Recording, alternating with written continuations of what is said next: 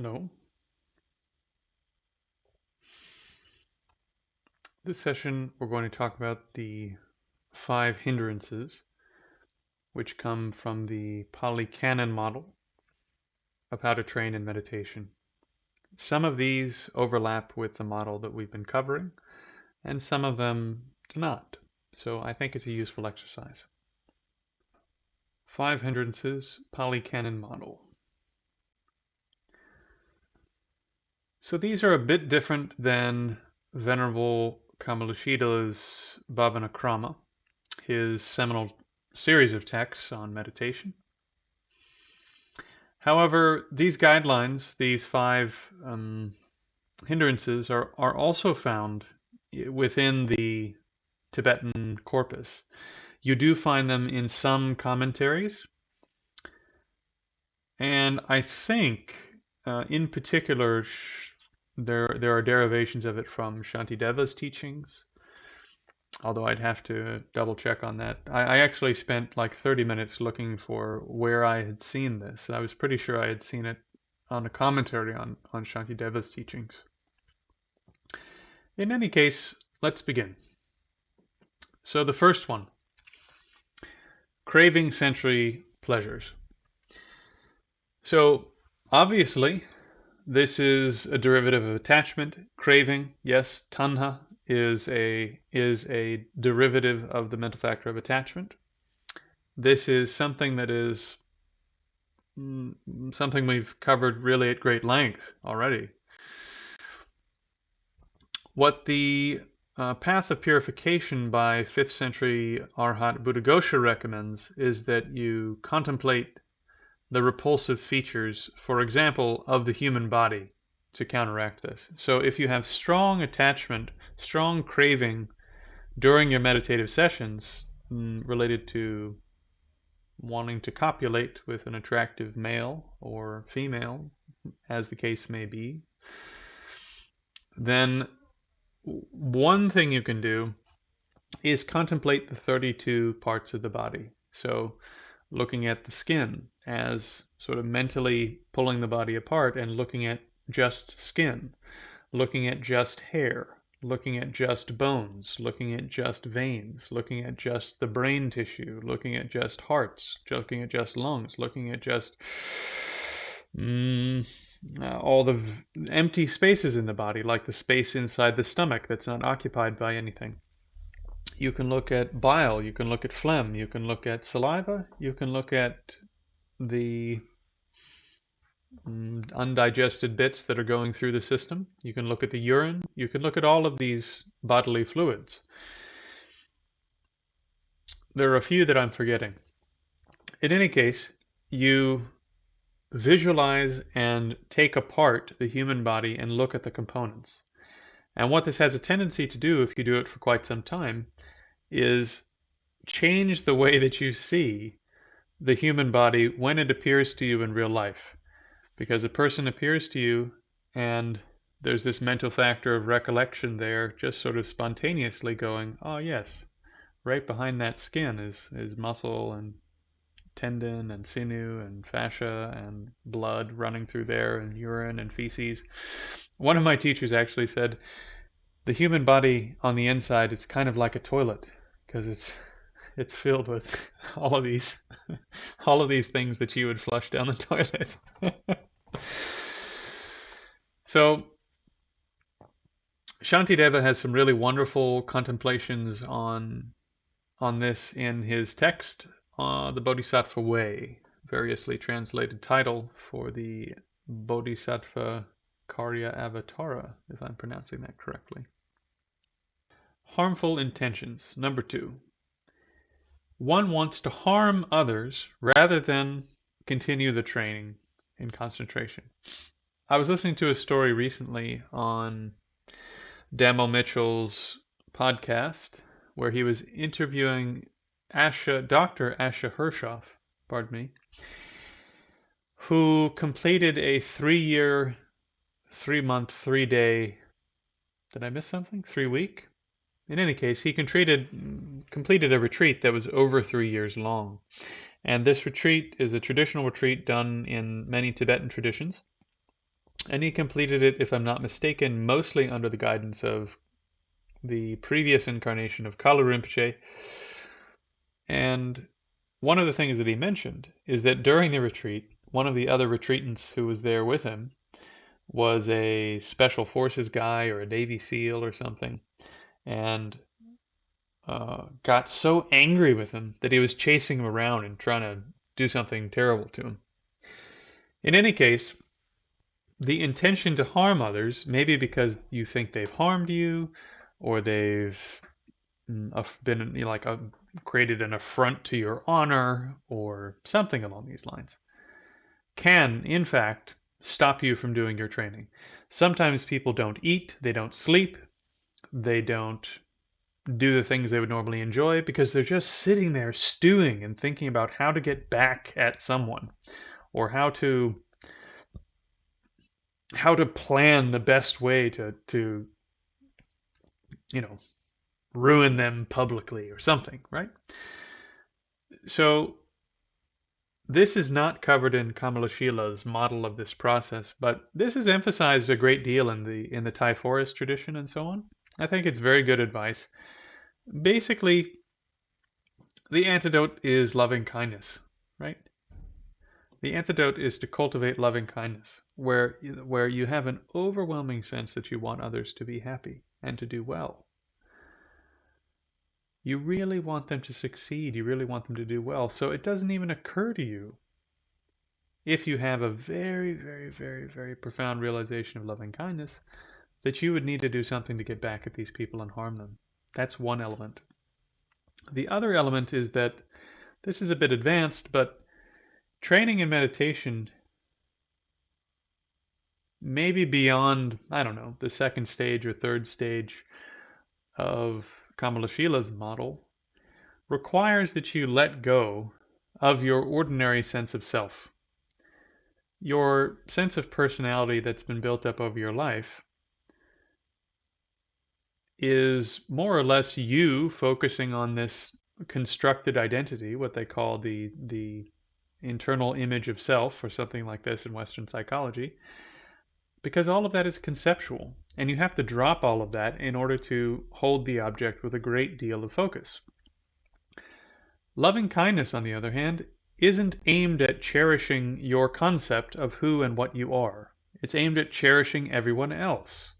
So for a little while, you're getting the mind out of holding itself as number one, the greatest in the universe. And so loving kindness actually acts as a supporting condition more generally for generating concentration. It's not required, but it can act as a supporting condition, a helpful condition for generating concentration, because you're temporarily reducing the strength of the internal self-image that you're normally operating from. So not only is this good for stopping ill will or harmful thoughts or thoughts of revenge and so on, but it's a more generally supportive condition as well.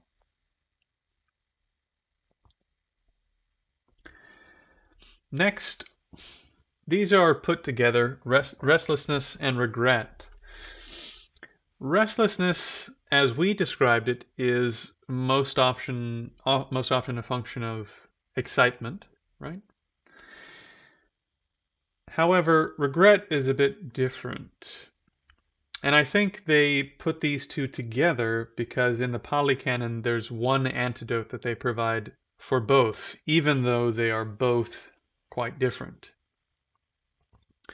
So regret is sort of like a type of sadness that you have, or some type of mental disturbance you have, because you're reflecting on your own past negative actions. And again, stopping strong feelings of regret are not part of Kamalashila's explicit model of training in meditation. To eliminate regrets, I think, is a very helpful practice, because if you're sitting down and every time you sit down you start to sort of go inside, you start to think about all the terrible things you've done, which is very easy to do, right? You start sitting quietly and all the bad stuff you've ever done just pops into your mind. Why do I deserve to have this pleasant internal state when I did such and I hurt so and all of this? So we need some practices to eliminate and reduce regret. I think very helpful advice here in order to attain concentration. How do we do this? There are several components. Obviously, go and try to make up with people if you've harmed them, right? If you can't go and make up with them and say sorry, then try to do something similar in the world that is the opposite of what you did. Do something supportive of the opposite, right? So if you've done a lot of killing, do something that supports life, right? Do something that is supportive of life. There are a lot of traditional Buddhist practices where they'll take fish, for example, who were destined to become food or what have you, and they release them back into the water. One place I used to attend, they would get crickets that were going to be used for bait, fishing, for bait or for food for lizards and things at pet stores. And they would release those back into nature somewhere. So one can do sort of the opposite thing, which can help calm the mind. And in particular, you say, okay, in the past I did so much killing, right? You contemplate in this way. And by releasing these beings, may I overcome the negative karma of having killed in the past. And from this moment, may I harm no more living beings. And so on, yeah? So ethical training is one component that can start to help you overcome regret. Also, training your character can help you overcome regret, right? If you take on character traits that are the opposite of what you used to do. For example, in the past, if you were very miserly, right? If you were very tight-fisted, and your tight-fistedness caused a lot of suffering to your family, caused a lot of suffering to friends, caused you to make some really sketchy decisions. Well, now you can cultivate generosity, right? You can do things that are generous and charitable. And through this, you can cool down your sense of conscience about these negative things you've done. For example, maybe you made it a practice to never offer to pick up the bill for your friends at a restaurant. And you always made it a practice to try to get someone else to take the bill. Or you always made it a practice to ask people for money and to borrow money, and then to never give it back. Yeah? So whatever your ethical problems were in the past, you can also try to transform your character internally, so that is the opposite of what you did, and this can help cool down the conscience. Finally, one of the most effective things is purification practice. And there are things like Vajrasattva, there are things like the 35 purification Buddha practices. And in the Tibetan tradition, in preparation for Tantra, there are practices called Nongdro. I believe it often translated preliminary practice, but really it's not preliminary. It's the whole thing. So we did Vajrasattva, and this practice, for example, is one way to start clearing up the regret, because you do this practice with all of these components that are the direct opposite minds from the ones you generated during the non-virtue. And then you sort of resolve at the end that you're not going to continue that way of life, and you generate the feeling that, okay, now this has been resolved, this has been finished. And once again, this cools down the conscience.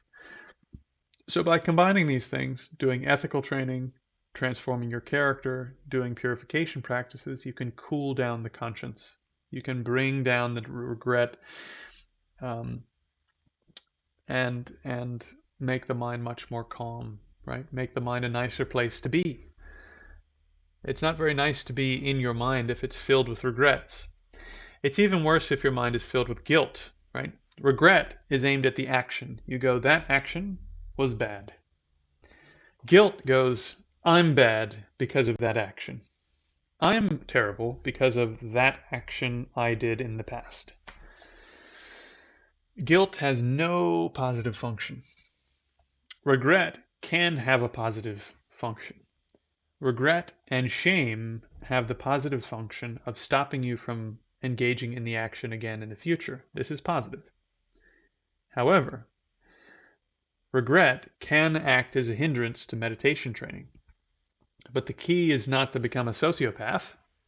The key is to address your regrets, cool down the conscience in a way like we've just described, where your ethical standpoint is being transformed, where your character is being transformed, where you've done some type of purification, and where you've done some type of conventional resolution. This, I think, is the skillful way to go.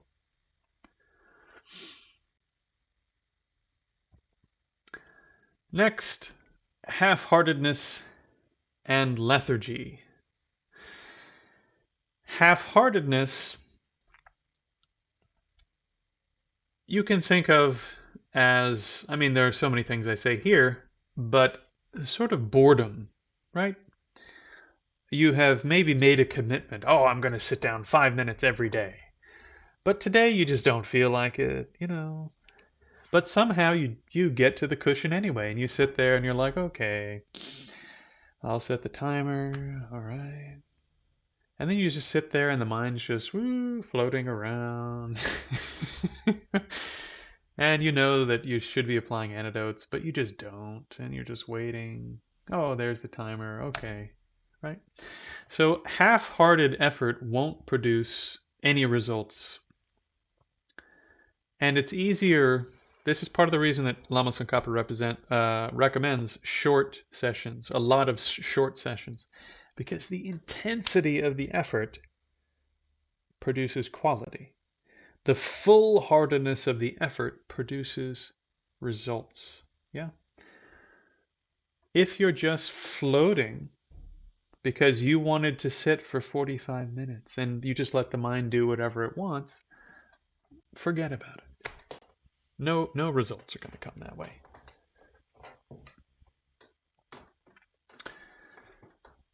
Obviously, as your training progresses, lethargy is an issue, right? Lethargy is a mental factor in Buddhist psychology which comes right before sleep. So think about the last time you had to work a crazy, insane sort of day where you worked 16 hours for some reason on various things. And by the time you get to the end of the day, if one more thing happens, I'm going to snap, right? Not only that, I'm exhausted. I'm physically exhausted. I don't want to talk anymore. My mind is a mess. It's like I can barely think, connect two thoughts together. This is lethargy. Mental and physical lethargy. Lethargy is a mental factor, they say, that can act as a supportive condition for every single other type of mental affliction, both primary afflictions and secondary. So when you get this lethargy of body and mind, it's much easier to get lusty, it's much easier to get angry, it's much easier to follow your unethical mental habits into previous things that you used to do, right?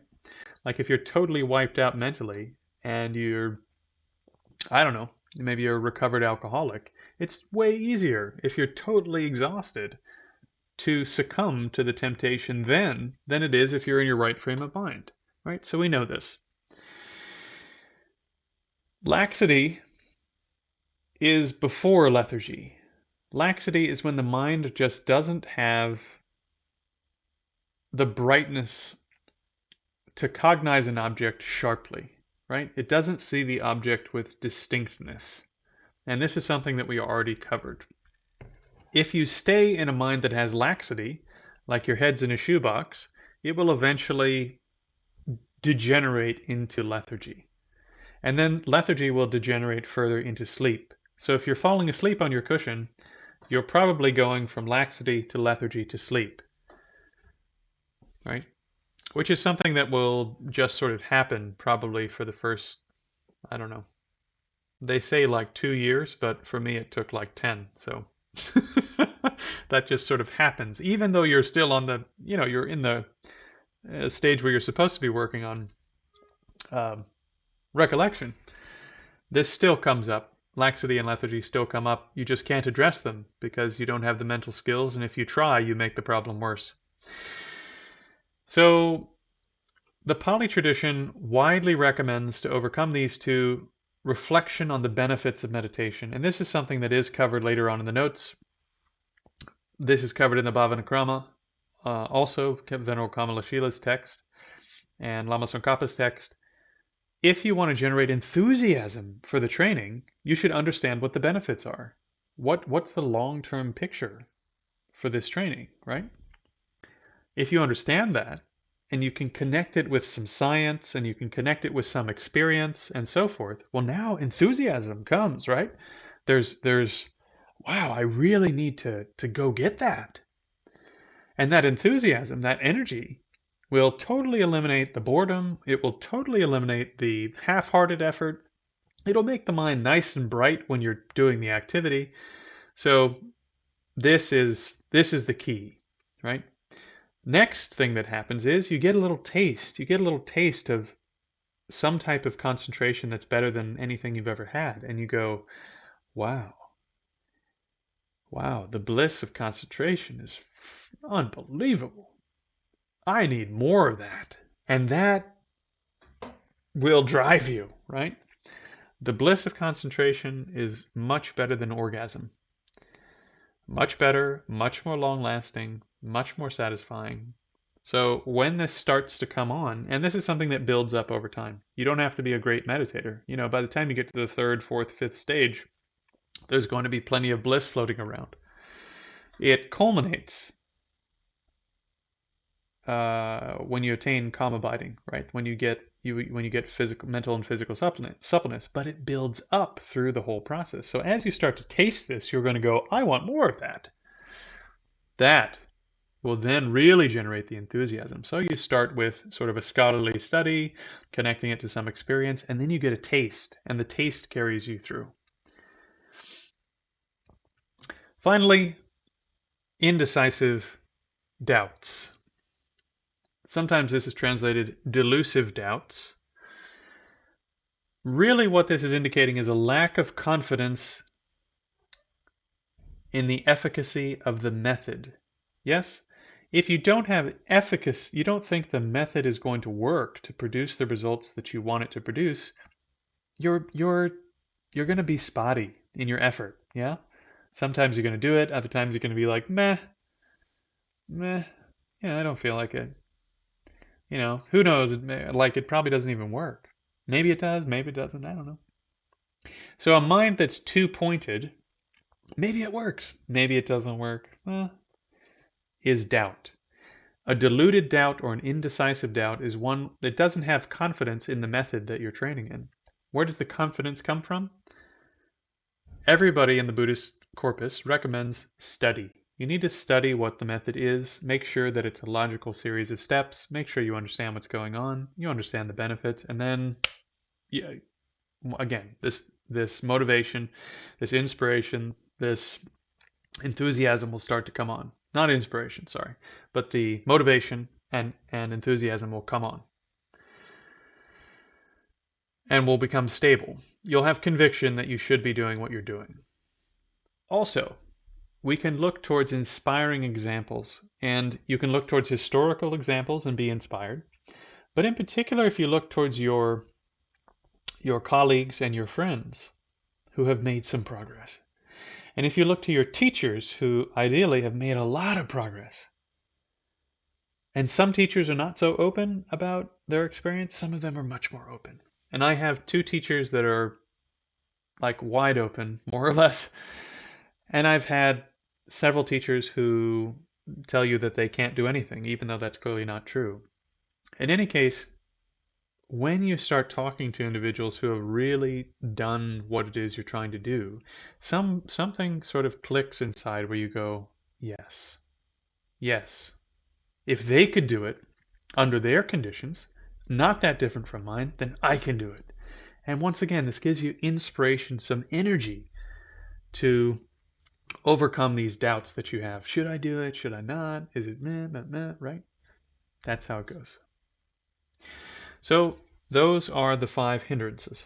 Now, let's overcome all of those in the next 5 minutes. Here we go.